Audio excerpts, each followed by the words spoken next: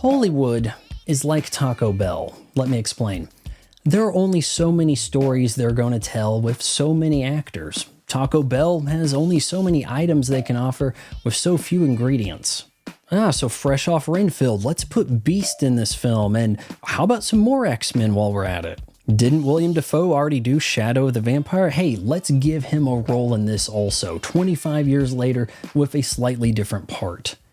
But there's an ingredient missing. Nepo baby. How about we get Five-Head Depp? Writer-director Robert Eggers is now doing his version of knockoff Dracula. I can't show you clips to dress up this review. It's playing in theaters. It cost almost $20 for a matinee ticket. Though to the theater's credit, we're quickly reconfiguring the experience of going to the movies from appeal to teenagers to, hey, only adults are going to go see this.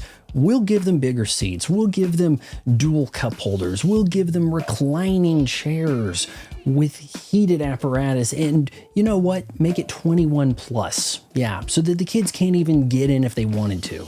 I guarantee you, I had a better seat at this movie than you did. And it was still nauseating with how slow and boring and pretentious it was. Nicholas Holt is in Germany in 1800 whatever, or is it 19? Not that it even matters.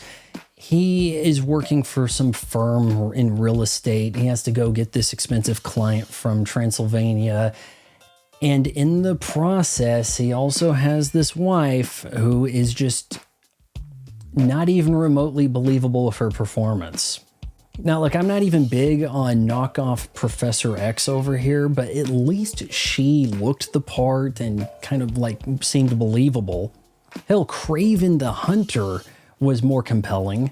And I don't want to knock our next Lex Luthor here. He did the best he could. But Lily-Rose Depp is in some kind of middle school play, except for when she has to get her boobs out, which... There's something about these upcoming actresses. They're like, I have to show that I'm game for anything, and it's so artistic if there's not a lot there to look at. There are some eerie elements to this film. Sometimes the camera just has this like really nice, graceful pan that comes to a jarringly still stop. That is kind of off-putting. Or even when the carriage opens up for Beast to get into, it's no sound effects whatsoever, making it more surreal. And I'm not even out of the movie yet. That happens when we meet Count Orlok, the titular Nosferatu. He looks like he's doing his best, I don't know, not Peter Stormare, while sounding like the Shredder doing a Darth Vader impression. When he speaks in Romanian, I am totally down with it. We get subtitles. I can understand this. When they decide to switch this up to English, now I have regrets. And I didn't even realize until the credits rolled that this was Bill Skarsgård. It's like, hey, we want to make him hunky. What do? Let's put him in the Crow reboot? Okay, that didn't work. Oh, but if he is creepy and offensive, then girls are even crazier about him? Ladies, could you even recognize who the hell this was? So the Count moves to town and he haunts Ellen, Lily-Rose Depp, and they take their sweet time with this. You got William Dafoe here as the vampire hunter professor. They're like, hey, we set up a real estate deal. He's got the house on top of the hill. Let's not check there until Kraven the Hunter's family's killed. Spoilers. They even found this book. It's like the manual for how to go about this. Like, it doesn't straight out right say that the sunlight will kill the Count, but oh hey, he's got to sleep in his sarcophagus during the day. Probably would be a good time to, I don't know, check the house he just bought. Jesus, this for almost 2.5 hours, but feeling like 5.